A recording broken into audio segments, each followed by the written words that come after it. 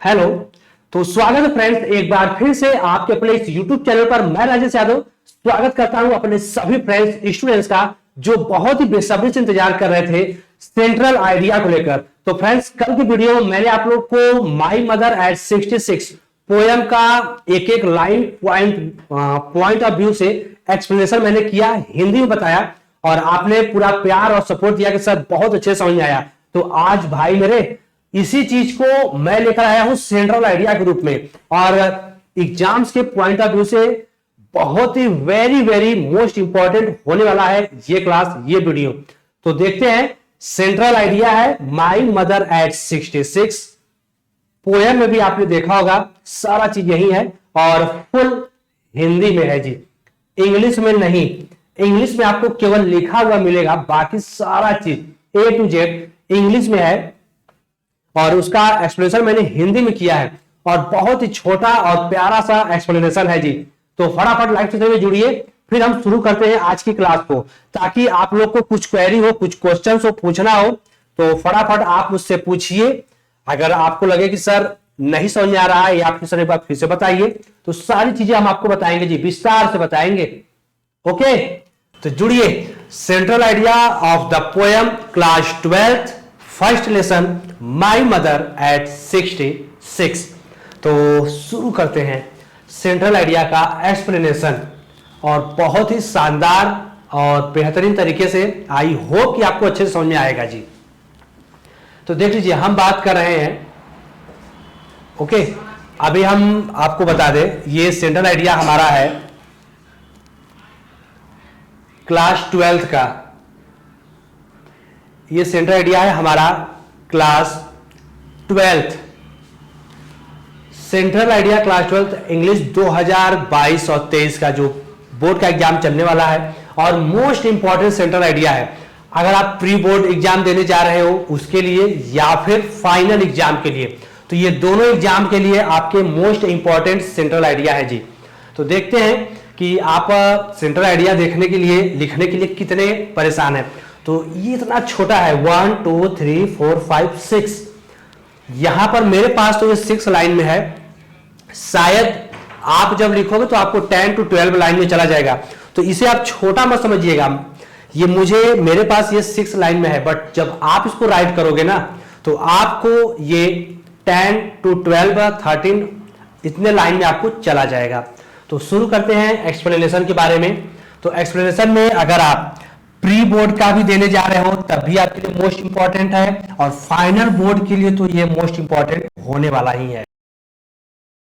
और जब next video जो हम लोग लेकर आएंगे तो उसमें माई मदर एट 66 के बाद एक पोयम और हम आपको बता देंगे, बस ज्यादा नहीं, 2 पोयम आप तैयार कर लो। प्री बोर्ड और फाइनल बोर्ड के लिए आपका 4 से 5 नंबर पक्का है जी, कहीं नहीं गया है। आराम से आप 4 नंबर गेन कर सकते हो। तो सेंट्रल आइडिया आपको 4 मार्क्स में आएंगे, ठीक है। और यदि आपको 4 मार्क्स लाने हैं तो फटाफट इसको जो है आप नोट कर लीजिएगा जी। 4 नंबर लाने हैं तो नोट कर लो, याद कर लो। और टेस्ट में इस बार आप लोग से पूछेंगे भी। जब ओरल टेस्ट लेंगे ना तो आप लोग से पूछोगे, आप लोग सर ओरल टेस्ट कैसे होगा? तो सब कुछ होगा यहां पर, सब कुछ नामुमकिन को मुमकिन किया जाएगा। तो आइए बात करते हैं। कहा कि इन दिस पोयम, कहा कि इन में दिस, यह पोयम में, कविता में, द पोएटिस, लेखिका कौन? कमला दास। माई मदर एट 66 पोयम की जो लेखिका है वो कमला दास है। ओके, तो कह रहे हैं कि इस पोयम की जो लेखिका है हैज मतलब चुका चुकी, प्रेजेंट परफेक्ट टेंस, डिस्क्राइब वर्णन करना, डिस्क्राइब वर्णन करना, बताना होता है जी। हर अपने जर्नी यात्रा के बारे में, विथ मतलब साथ, हर अपने मदर माता, टू कोचिन, कोचिन देखिए ये जगह का नाम है ना जी। जैसे कोचिन है ना, ये विशाखापट्टनम कोचिन, तो ये वो जगह का नाम है। ऑन द मॉर्निंग, भाई इतना तो मीनिंग पता होगा, मॉर्निंग माने सुबह, ऑफ लास्ट फ्राइडे, पिछले शुक्रवार, यानी कोई दिन रहा होगा। और लेखिका ने ये इतना अपने लोगों से बताया कि ये पिछले शुक्रवार की सुबह की बात है। जैसे कहानी शुरू होता है, आप बताते हो ना कि बहुत समय पहले की बात है, एक राजा था, तो हम अगर आपको बता दें कि ये कहानी पिछले शुक्रवार के सुबह की कहानी है, जिसमें लेखिका ने यह बताया है कि वह अपने माता पिता के घर से कोचीन के लिए रवाना होती है पिछले शुक्रवार की सुबह। इसके साथ विथ हर मदर, अपनी मां के साथ। कहने मतलब कि लेखिका जो है छुट्टी पर आई होंगी जॉब से, तो उनकी माता जो है उनके साथ उस समय कोचीन एयरपोर्ट पर जाने लगी, जब लेखिका छुट्टियां बिताकर वापस कोचीन के लिए रवाना हो रही थी। तो लेखिका ने बताया कि जब मैं कोचीन के लिए अपने माता पिता के घर से निकली एयरपोर्ट पर जाने के लिए, तो उस समय मेरी माँ भी जो है मेरे साथ बगल में बैठकर वो भी कोचीन के लिए रवाना हो गई थी। इतना क्लियर है? आइए फिर कह रहा है कि सी नोटिस्ड, सी मतलब कौन? कमला दास, लेखिका। उन्होंने नोटिस मतलब ध्यान दिया, देखा, किसी चीज को उन्होंने ध्यान दिया होगा, नोटिस की होंगी। हर मदर, अपने मां पर, यानी जब ड्राइविंग करते हुए जा रही थी लेखिका, तो उन्होंने अपनी मां की तरफ नोटिस किया, उन्होंने अपनी मां को देखा। बिसाइड, बगल में, हर, अपने, यानी लेखिका बोलती है कि जब मैं कोचिंग के लिए रवाना हो रही थी तो मैंने देखा कि मेरी मां ठीक मेरे बगल वाले सीट पर बैठी हुई थी। शी वॉज डोजिंग, डोजिंग मतलब ऊँघना, नींद आ रहा था, यानी उनको आगे बैठे थी तो उनको थोड़ा झपकी आ रहा था, नींद आ रहा था। विथ हर माउथ ओपन, और उस दौरान जब उनको जब झपकी आ रहा था, नींद आ रही थी, तो उनका मुंह आधा खुला हुआ था। लेखिका की मां का मुंह आधा खुला हुआ था। एज हो चुका था उनका, और बुढ़ापा इतना जबरदस्त था कि जितना वो दिख रही थी उतना वो बूढ़ी थी भी। और इसकी वजह से जब उन्हें नींद आ गया तो अचानक उनकी मां का मुंह जो है वो खुल गया था और उन्हें नींद आई गई। हर फेस, उनका चेहरा, लुक, दिखाई दे रहा था, द पाल, एकदम पूरा पीला, इतनी गोरी थी ना उनकी मां कि उनका चेहरा जो एकदम पीलापन दिख रहा था, इतना गोरी हो थी। एंड लाइफलेस, और एकदम निर्जीव, जिसमें कोई जान ही ना बचा हो, एकदम लाइफलेस, एकदम किसी प्रकार का कोई हलचल नहीं हो रहा था, लाइफलेस था। लाइक अ डेड बॉडी, एक मृत डेड बॉडी के समान उनका चेहरा, उनकी शरीर जो दिखाई दे रही थी जब लेखिका के बगल में उनकी मां बैठी हुई थी। ठीक है जी, क्लियर हो रहा होगा तो मुझे कमेंट करके बताते चलिएगा यस सर, या फिर दोबारा हम आपको भी एक्सप्लेन करेंगे, इसके लिए आप टेंशन मत लीजिएगा।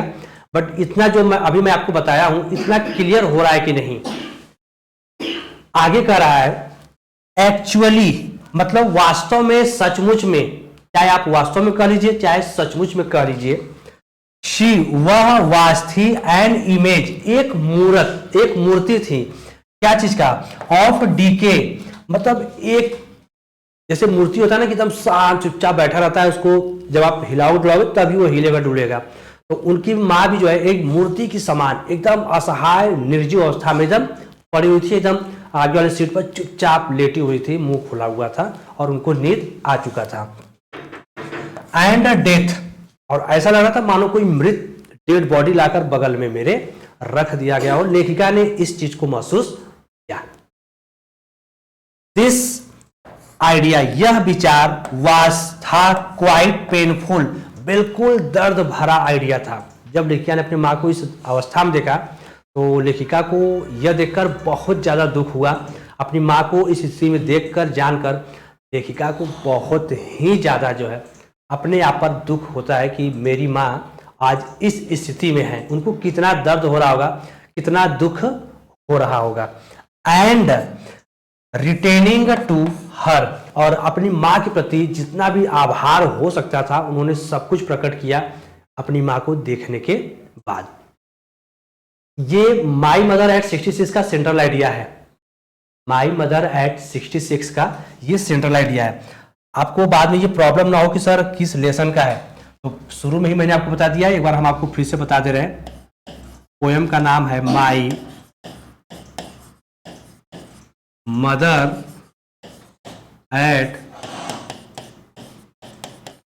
66 ओके जी, ये माई मदर एट 66 पोयम है, जो पोयम का पहला लेसन है और आपके प्री बोर्ड और बोर्ड एग्जाम के जो फाइनल एग्जाम है उसके पॉइंट ऑफ व्यू से बहुत ही मोस्ट इंपॉर्टेंट है ये। तो इसको आप मिस करेंगे तो बाद में आपको पछताना पड़ेगा जी, इसलिए आप इसको तो मिस बिल्कुल मत कीजिए, अच्छे से तैयार कीजिए। और बहुत ही छोटा नोट्स है, आप मुझे एक बार अपने कॉपी पर लिखने के बाद आप लोग एक बार जरूर भेजिएगा, जरूर दिखाइएगा कि सर मेरे कॉपी में इतना बड़ा आया, कितना आया। एक बार आप लोग मुझे कमेंट करके जरूर दिखाइएगा। और हो सके तो आप लोग ये भी दिखा दिए, अपनी कॉपी को भी भेजिए कि लिखने के बाद कितना आया है। और तैयार बिल्कुल सभी का होना चाहिए।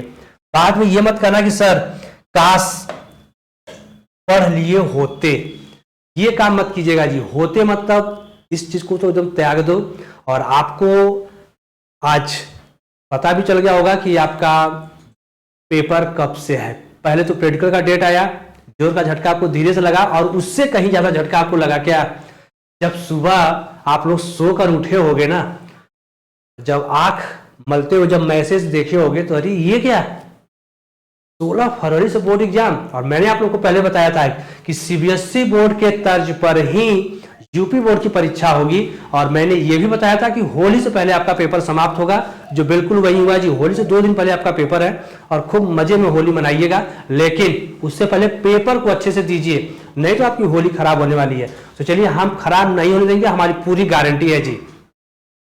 अगर आप हम लोग के साथ स्टडी में जुड़े हैं तो आपको कोई प्रॉब्लम नहीं होगी, आपकी पूरी तैयारी अच्छे से होगी। एक बार फिर से फटाफट पोएम का एक्सप्लेनेशन समझ लीजिए।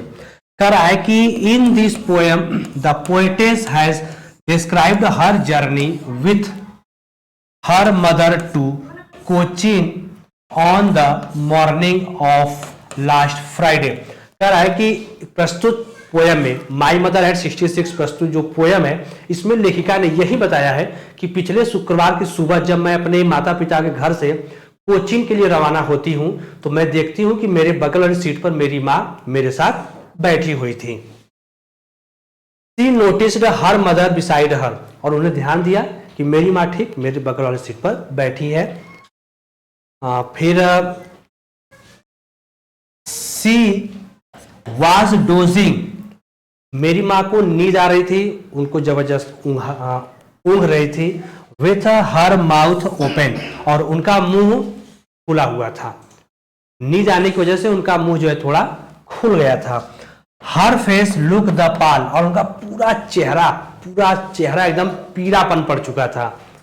And lifeless like dead body, और ऐसा लग रहा था कि मानो इस शरीर में कोई जान ही नहीं बचा है। एक डेड बॉडी को लाकर ठीक मेरे बगल वाली सीट पर लाकर रख दिया गया हो। लेखिका ने इस सब चीजों को नोटिस किया, देखा।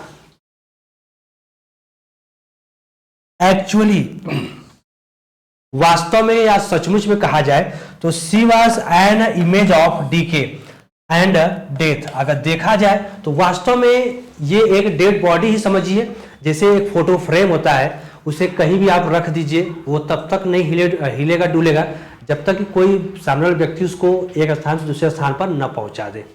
तो इसी तरह यहां पर भी लेखिका ने इस चीज को देखा कि मानो इसमें अगर मेरी मां को कोई देखेगा या देखा जाए तो एक डेड बॉडी की मूर्त जैसी ठीक मेरे बगल में आकर बैठी हुई है।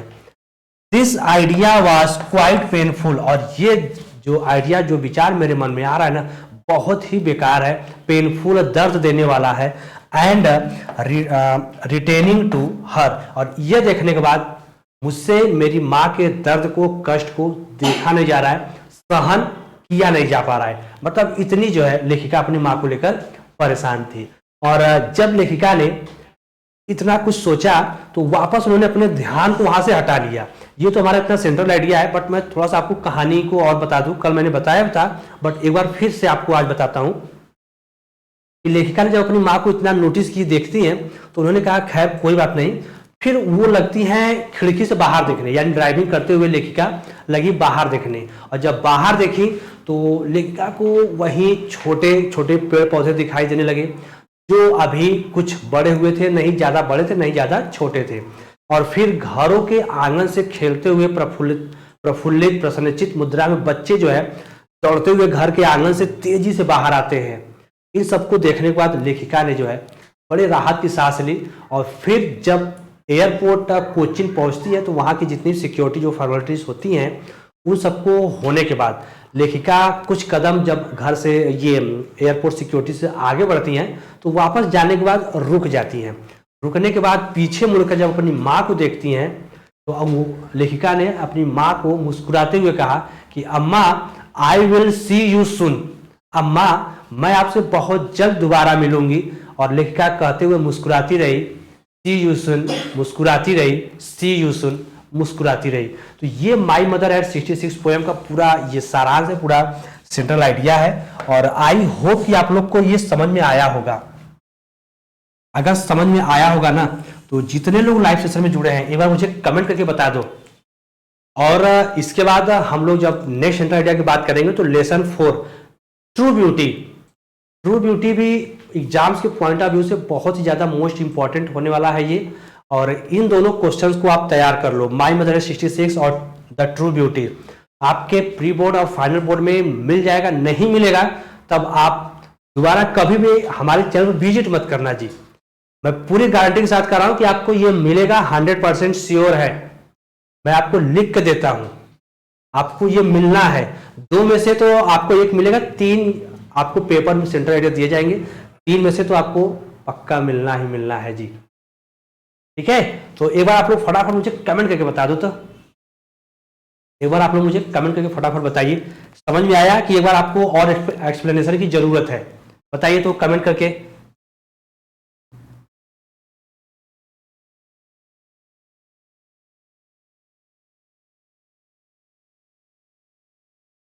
बताइएगा।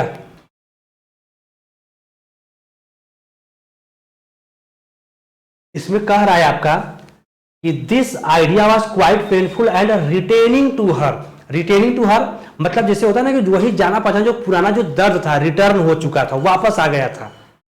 जब लेखिका पहली बार अपनी मां से जुदा हुई थी, और कहानी में आपको यह भी बताया था कि वही दिसंबर का महीना था और शाम का टाइम था, लेखिका पहली बार वो घर से निकली थी तो वही जाना पहचाना दर्द उन्हें एक बार फिर से याद आया था। तो वही चीजें लेखिका कहती हैं कि ये एक दर्द भरा क्षण है।